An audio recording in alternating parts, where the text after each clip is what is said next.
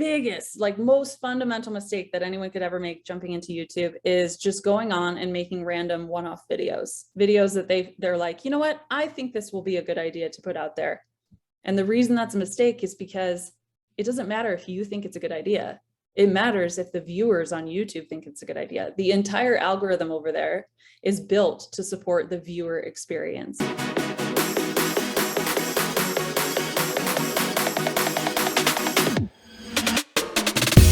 What's going on, everybody? Arne here with another episode of the Community and Conversion Show. Every week, we are bringing you awesome people like Liz here to show you guys how to build your communities using all the different online platforms that we have available to us, and of course, increase our conversions. So, Liz, welcome to the show. Yeah, thanks so much for having me. Super excited.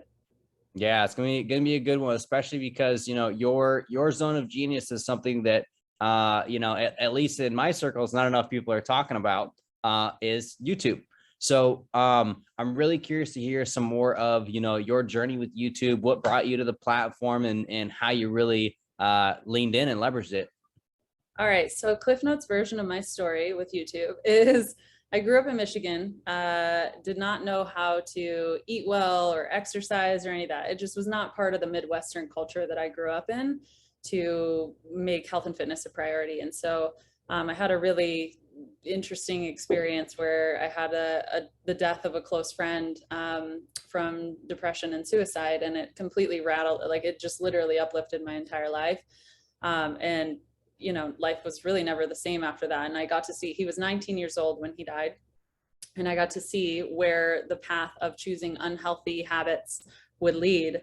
And, at his funeral, I decided I'm not gonna go down this route. I'm gonna do something about my health, not just my physical health, but my mental health and my spiritual health, and my financial health, and basically all the areas that we can develop as human beings. And so decided to move to California. Like I said, born and raised in Michigan, moved to California and start fresh. So I got into running and working out and strength training, and eventually ended up at UCLA becoming one of their personal trainers and fitness instructors, and kind of was documenting this process and this journey and just sharing with the world, like, hey, if I can do it, I grew up on potato chips dipped in mayonnaise, sitting on the couch 24/7 in Michigan. If I can do this, pretty much anyone can. I guarantee you that, because I'm also, I don't super love exercise. I had to teach myself to like it.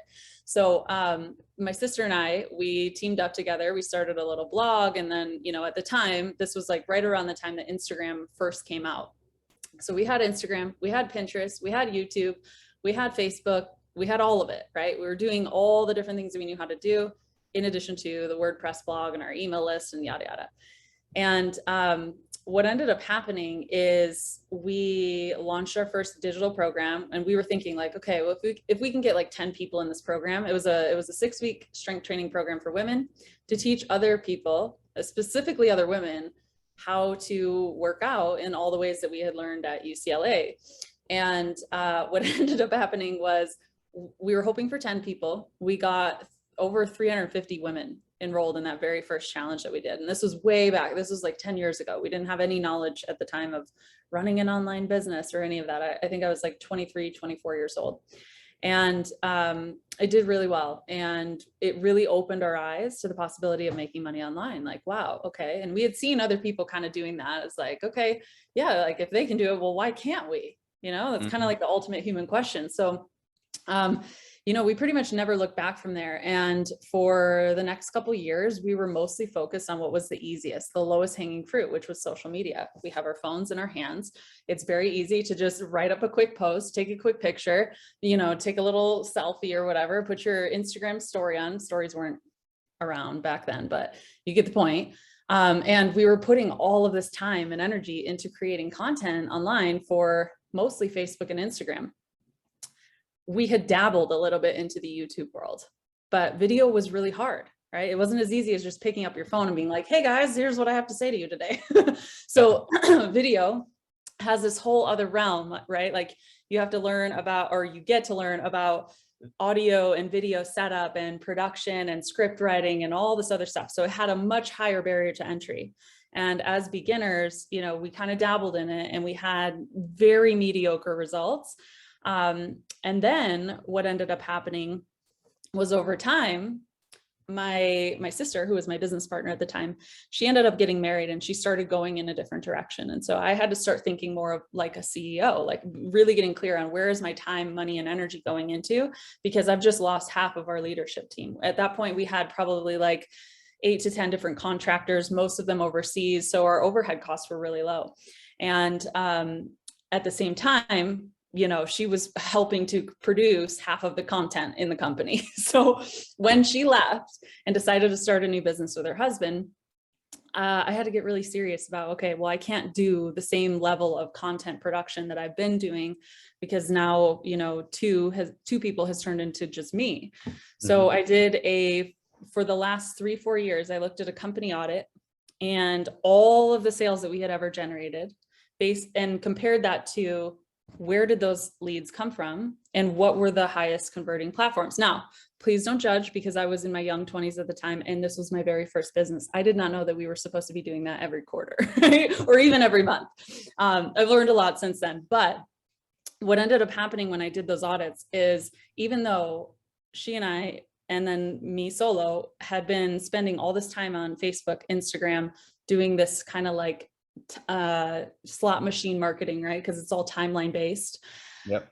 Spending so much time on it, but barely spending any time on YouTube. However, the highest conversions that I found, and also the largest number of leads that were coming in, were coming from YouTube and Pinterest, even though they were the ones we gave the least attention to. And so I started getting really curious as to why that is. And what I discovered as I investigated that is that a lot of that had to do with the fact that those platforms support and encourage evergreen content. So, but also both of those platforms, YouTube and Pinterest, are both search engines as well. So because we had done some good optimizations, a video that I had filmed 2, 3, 4, 5 years ago was still producing leads and sales for the company. And so I started to really get smart about where my time, money, and energy was going. And based on actual data inside the company from highest converting platforms, largest number of leads generated per platform, and amount of time that I was putting into each individual platform, I was like, okay, you know what? I'm just going to go all in with YouTube. So I did. And ever since then, I haven't looked back because honestly, at the end of the day, you know, I think that YouTube video, this is kind of like a general thing in marketing, video converts like crazy. If you have good video, it will most likely outperform a really good long written post, depending on the audience, obviously. But in general, video converts very, very well, because when people are watching your video content, they feel like they are hanging out with you, right? So when it comes time to ask them for a sales conversation, it's a lot easier for that prospect to cross that bridge and end up creating a client relationship with you, because they've been spending the last 3, 4, 5, 6 months hanging out with you online, right? Without you actually years sometimes. Yeah, exactly. So yeah, anyway, I did that for about a year and a half on my own. Luckily you know, because of YouTube and all the automated revenue that was coming through it, because it's more evergreen, I was able to have a little bit of flexibility in that transition and really sit back and think, like, what do I want to do? Do I want to continue forward with this health and fitness business on my own, or do I want to transition into something else? And at the time, I was being called into a higher calling, because there's only so much that I as an individual can do for my community. And what I ended up being led towards is, okay, Liz, that's cool. You can do that and you can help, you know, and by the way, just to give you a couple basic stats, we went from 0 to growing an email list of over 100,000 women in 32 different countries around the world. We did about $250,000 of annual recurring revenue just from brand deals and sponsorships. We also had AdSense revenue on top of that. And then of course, program sales for digital products like membership sites, workout guides, meal plans, etc. And so I was sitting very pretty, you know, I recognized that I was in a very privileged position to be able to have the choice and the freedom to decide where I needed to go. And I kept getting this calling that, Liz, yes, you can continue to help this group of 100,000 women, or you could take everything that you've learned over the last 6 years and start helping other people in different ways, right? Teach the teachers. how to do what you just did.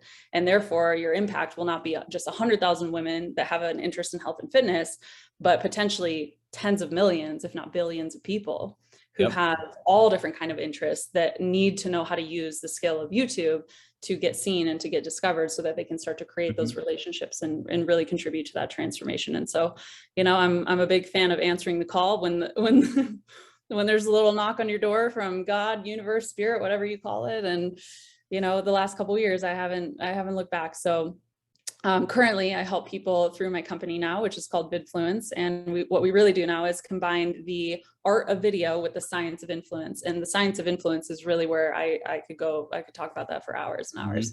I'm going deep into the analytics, the data, who is the viewer, what are their psychographic triggers, right? Like what keeps them up at night? What are they moving towards? What's their vision? And at the end of the day, in my own life, I found that YouTube not only transformed what's possible for me personally and professionally, but also my ability to impact other people's lives so that they can do the same. So love it. It's you really got it down on point. And I love so much about your journey there, and especially that point where you kind of get to like, okay, do I want to lean in here, or do I want to kind of, you know, take a step back and create this bigger ripple effect? And I know that's like a lot of, you know, our listeners, a lot of our clients have the same idea of like, okay, how can we, you know, make sure our work is supporting other leaders? And that's awesome.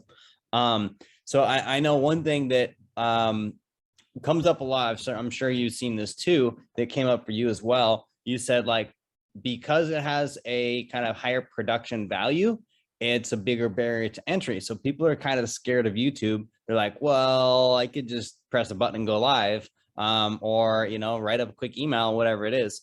And I know that was the same for me too, where like we distribute some content onto YouTube. Some people might be watching this on YouTube right now, but it's not like we built the content for YouTube. And I've had that same kind of thought process, like, well, it is kind of a lot of production. You know, if we really want to do it right, we want to do it right. But do we want to do it right? So what do you say to those people that are like, I get it, I know it's cool, but I don't know if I'm ready to do that level of production? Yeah, this is also a question that I get a lot, because a lot of times when people first come to us at Vidfluence, they will ask us, you know, which camera should I get? Or, you know, I'm looking for these fancy little gear things that will make my videos better, like increase the production quality, right? And one of the things that I mean, this is just kind of a blanket recommendation. We do not recommend focusing on the quality of the video necessarily. We recommend on focusing, number one, first and foremost, on who is the viewer.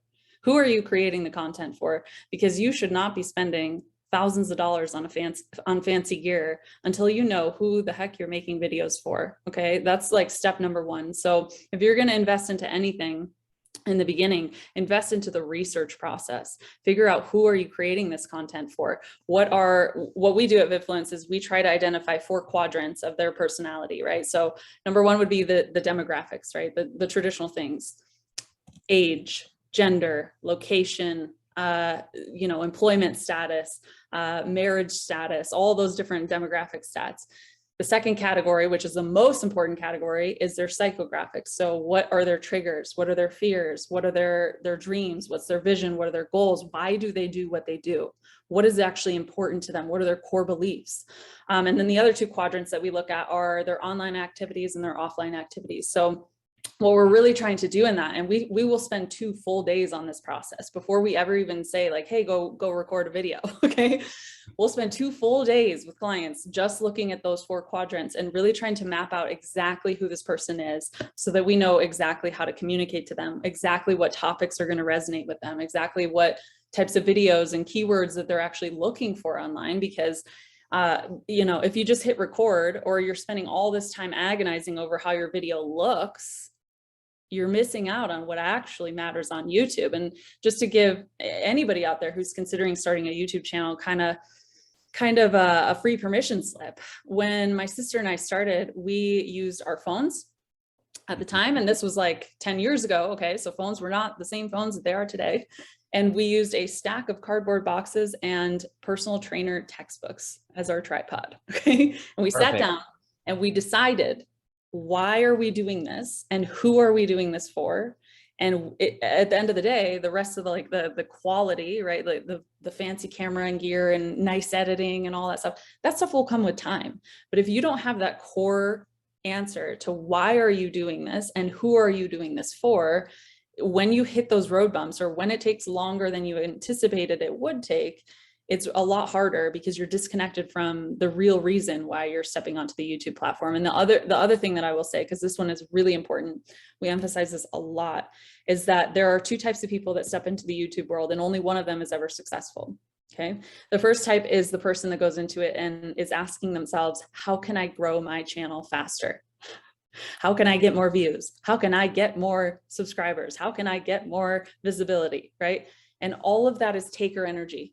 Okay. All of that is me. It's all about me. I'm the best and everyone else should recognize it. The other type of personality that steps into the YouTube world is the giver. They're the person that says, you know what? I don't care if anyone sees this video. If it helps just one other person out there, it will have been worth it to me. It will have been worth it to me to have sat with the discomfort and the tenseness in my chest and the nervousness and the upper lung breathing that I do when I sit down to hit record, and the butterflies I get in my stomach, and all of the internal conversations I'm having with my own ego around like, well, who are you to create this video, blah, blah, blah. All of that will have been worth it if this video is seen by the one person who needs it and it helps transform their life for the positive. So if you're in that particular junction of the YouTube journey, and I call this the YouTube rite of passage, really ask yourself, why do you want to get onto the YouTube platform? And really be honest. Like, are you coming to the platform with giver energy or with taker energy? Because that will be the number one determining factor of your success. It has nothing to do with how fancy your videos are. It has everything to do with your intention and your come from. Yep. Love it. That's so important. You know, we teach the same stuff for Facebook groups. It's the same across any platform. You know, people are tired of the takers. People just want to show up and promote and what's in it for me, what's more views, what's more sale, blah, blah, blah. And the communities that we see, regardless of platform, are those givers for sure. So what are some of the other kind of mistakes that people make when they're you know, working on their YouTube? Yeah. Oh man, there's sure are a lot. We'll dive into probably I'll give you a couple of the biggest mistakes that I've seen. So the biggest, like most fundamental mistake that anyone could ever make jumping into YouTube is just going on and making random one-off videos that they're like, you know what, I think this will be a good idea to put out there. And the reason that's a mistake is because it doesn't matter if you think it's a good idea. It matters if the viewers on YouTube think it's a good idea. The entire algorithm over there is built to support the viewer experience. Okay, so you need to understand, again, who you're making the videos for, what they actually care about, what they're interested in, what problems, challenges, and questions they're trying to solve for themselves, and then cater the entire video experience that you create around what their needs are, not what you feel like doing that day or not what you feel like is a good idea. There are three main traffic sources on YouTube that the fastest growing, highest engaged channels have. And those are search, suggested video, and browse feature traffic. Okay, so search is like when you go to Google or YouTube. By the way, Google owns YouTube, so the way their search platforms work is almost identical. You go to Google or YouTube and you type in, how do I tie my shoes? Or how do I fix the tire? Right? You're trying to find a specific answer. And here's the thing, Facebook and Instagram, those are social media apps, right? They're designed for social interaction. Google and YouTube are designed to get answers to questions that your ideal clients and prospects and all those people have, right? So they go and they type in, how do I change a tire? How to get the best rates on insurance, right? Or how do I lose the last 10 pounds? It doesn't matter what industry you're in, your clients are literally doing that, okay? So you need to understand how that search algorithm works and how to identify keywords that have high search volume, meaning there's a bunch of people looking for that term, and relatively low competition, right? Like, or at least know that you could make a better video than the highest ranking videos on there. So that's one traffic source that you can target. The second one is suggested video. So this is like one of the biggest mistakes that I see people make is, and you know, there's different channel types, right? So not everyone is going to want to be an influencer or a vlogger style of a channel. But a lot of people, when they first step into the YouTube space, they will only study YouTube SEO. They will only study keyword optimization and how to rank videos to the top of search results. The reality is only 7, maybe 8% of total available views on YouTube come from search traffic. So if you do all that research and you learn how to, you know, basically tip the scales in your favor, so your videos are showing up at the top of those specific search queries, you're only tapping into 7-8% of the availability of views on YouTube. So that's where suggested and browse feature traffic come in, because when people jump into YouTube, again, it's not enough to just say, I feel like making this video, right? We need to figure out, what does your viewer, well, first of all, who's your viewer and what do they care about? What do they want to see? And then adjust your strategy to that. Search is one of the best ways to get them in the door, to have them discover your new channel. But when you just stop at search, what ends up happening is you become almost like a utility channel or a resource channel, right? Where someone types in, how do I get the lowest insurance rates? Right? They watch that one video and then they leave forever. They have no personal relationship with you whatsoever. They have no loyalty to the brand that you're building over there. So that's where suggested traffic and browse feature traffic come in, is creating what are the rabbit holes of video series that I can create, where when someone finds me in search, they will then have 2, 3, 4, 5, 6, 7 other videos that are directly related, but not directly competing to that particular topic that they came in the door on. So, and just to clarify, suggested video is like what shows up at the end of when you watch a YouTube video. It's the one that auto plays up next. And it's also the videos that are in the sidebar when you're on the video play page. So it gets us stuck in YouTube for an hour when we just wanted to find one thing. Yeah, I think last time I checked, it's been a little while since I checked the stat, but last time I checked, the average user time on the platform is at least 40-45 minutes. Wow. So you need to understand that before you go into creating these one-off videos. And instead of thinking like, what's the one answer that I can create, you need to start thinking of it from a macro system of, I'm going to pull them in with this one particular question, problem, or challenge that I can rank and search. But then they're going to go down a rabbit hole of, here's another video on that topic. Here's the other angle, right? Here's the 3 biggest mistakes people make when they're trying to fix that problem. Or here's, 5 of the most effective ways that people can do that. It doesn't have to just be numbered lists, but anyway. And I like that because it's almost like a conversation, right? Because when you're having a conversation, going back and forth with somebody will be like, oh yeah, that reminds me of the story when I went to Montana and blah, blah, blah. So if you're like, halfway through a video and you mention Montana, and then you keep going through your video and then, pops up a little, oh, hey, check out my Montana trip. Oh yeah, that sounds cool. She did mention that, but she didn't go into the story. Let's check it out. Right, exactly. So instead of thinking about creating just one-off standalone videos, what people really need to do if you want to be successful on YouTube is identify what is a series that I can create that's essentially a never-ending YouTube video that I could continue creating new episodes for the rest of my life. And the people that understand that most of the traffic on YouTube, at least 80%, is coming from suggested and browse feature. And just to kind of finish up on browse feature traffic is homepage, right? So it's homepage and subscription feed, which is essentially a homepage for all the channels you're already subscribed to. That's really when we start to see viral content, right? Like content within the first 3 days that has 10 million views. And it's because of this particular way that the algorithm works, is that it's going to reward you for the amount of time you're able to keep someone on the YouTube platform. That's what the algorithm is built for. It's built for 2 things: to give the viewer the best possible experience and to keep people on the platform so they can make money, right? It's a business. So the better you are at doing both of those things in a long-term capacity, the easier your success on the platform will be. 100%. Yeah. Same with pretty much every social media platform, right? They want to have happy users and they want to sell lots of ads. So we got to give people what they want, both the people and the platforms. Exactly. Cool. Love it. And for like people who already are on there, they're already making stuff happen. I know there's a just major hump when it comes to the monetization, where there's a lot of creators who are like, I don't know that side. So like, it seems like, I wouldn't call it lucky. I don't believe in luck, but when you launched your challenge and you thought you're going to get 10 people, you got 30, 50, that just boosted you guys up.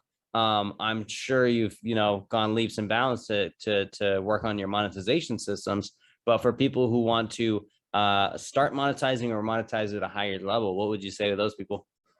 Yeah, so this is actually what we specialize in at Vidfluence. We help online business owners, coaches, consultants, course creators, anyone who's trying to make a buck online. We help you get in front of the right types of people and to monetize the content that you're creating. And what we found is that, and this is in my personal experience too, with YouTube specifically, there are 4 main ways that you can monetize a channel, even if you're brand new, even if you're small. Number 1 would be to use your channel as a lead generation source to sell programs, products, and services on the back end. Okay, this is a really common one. It's one of the most profitable avenues that you can go down with monetization, and it does not require a large audience, so you can do it relatively quickly. The second way is through affiliate marketing, right? So you could do, let's say you're in the tech world, you could do product or gear reviews and have Amazon affiliate links down below. If you're in the coaching world, you could partner up with JV partners, right? And they have maybe $10,000, $25,000 masterminds that you are vouching for, right? And people are finding out about those masterminds through your YouTube content. And when they purchase through your links, you get a little kickback. The third way is through brand deals and sponsorships. This one is, with each one of these monetization methods, like it's a case-by-case basis. It's not going to be a one-size-fits-all for every single person. But what I will say in my personal experience, brand deals and sponsorships can be extremely lucrative. One time I got paid $8,000 to eat ice cream in a video. It was a healthy ice cream. And I don't know if I've ever heard, when I was like 10 years old, someone was like, hey, what's your dream job? Well, I just want to get paid to eat ice cream. And it's possible with you too, right? So that's You can go buy a whole lot of ice cream with that $8,000. It's pretty good. Yeah, so that's the third one, is brand deals and sponsorships. But the drawback, right, of that one is you have to actually have influence over an audience. So that one takes a little bit of more time to build up to. Most brands are not going to want to work with a brand new channel that only has a couple hundred subscribers or people paying attention to.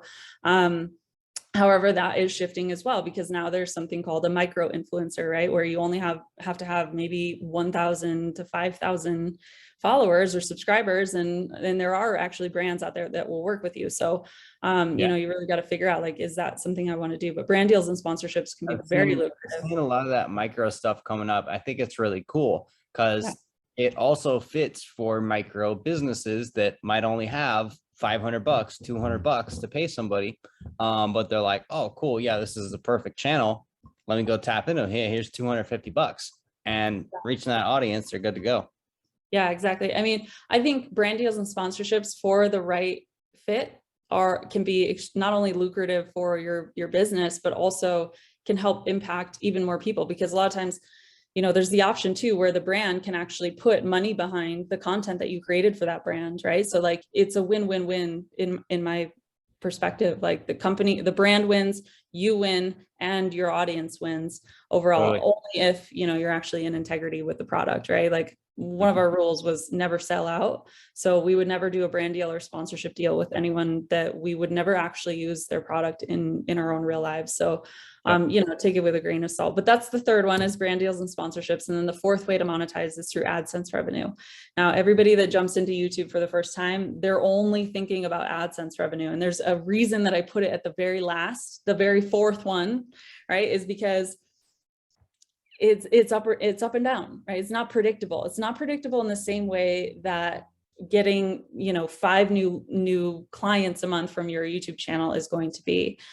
AdSense revenue takes a while to build towards as well. You need millions and millions of views from the right areas in the world, right? Like a view from New York City is going to be worth a lot more in AdSense revenue than a view in Delhi, India, right? So, AdSense should almost be like the cherry on top. If you're really approaching your YouTube channel like a business, it should be the cherry on top, not the primary monetization strategy. So those are the 4: sell your own stuff, sell other people's stuff, work with brands, or get money from YouTube ads. 100%. Love it. Good breakdown. And yeah, I like that you put the prioritization of like, hey, take responsibility, launch your own programs, get the lead gen. And then the other stuff is cool too. So I dig it for sure. And I've seen just like time and time again, amazing results that you're posting up from your clients and everything that you got going on. And, you know, everybody watching, listening, wherever you're at, knows I don't just bring random people on the show. You know, this is just people I personally invite, or friends and clients and stuff like that. So you guys, if you're curious about getting into YouTube, definitely hit up Liz. She knows what she's doing, has built many successful channels, and yours could be next. So if they want to hit you up and learn more, where should they go to? You can head over to lizdoesvideo.com and get in touch with me directly, or you can head to vidfluence.com.